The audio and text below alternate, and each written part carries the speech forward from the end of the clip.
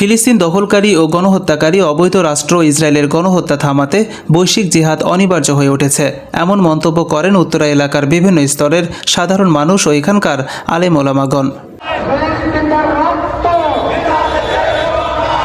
তুমি কে আমি কে, ফিলিস্তিন ফিলিস্তিন এই স্লোগান নিয়ে ফিলিস্তিনি ইসরায়েলি নৃশংস গণহত্যা ও বর্বরোচিত হামলার প্রতিবাদে উত্তরায় বয়স্ক ইসলামী শিক্ষালয়ের ছাত্রবৃন্দ ও পীরবাড়ি জামে মসজিদের সকল মুসল্লিবৃন্দের অংশগ্রহণে প্রতিবাদ মিছিল অনুষ্ঠিত হয়েছে।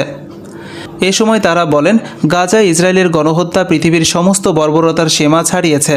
এছাড়াও কথিত মানবাধিকারের ধ্বজাধারী আমেরিকার বিবেক গণহত্যাকারী জায়নিস্ট ইসরায়েলের কাছে জিম্মি হয়ে পড়েছে। আমেরিকার প্রত্যক্ষ সমর্থন ও সহযোগিতায় অব্যাহতভাবে ফিলিস্তিনের মজলুম জনগণের ওপর বছরের পর বছর দখলবাজি ও বর্বর গণহত্যা চালিয়ে যাচ্ছে মধ্যপ্রাচ্যের ক্যান্সার খ্যাত এই দেশটি। এ সময় বিক্ষোভকারীরা আরও বলেন, আন্তর্জাতিক সম্প্রদায় নির্বিকার চিত্তে শুধু দেখেই যাচ্ছে, কারণ ফিলিস্তিনিরা মুসলমান। পশ্চিমা বিশ্ব ইতিহাসের ভুল পথে হাঁটছে, যা তাদের জন্য আত্মঘাতী।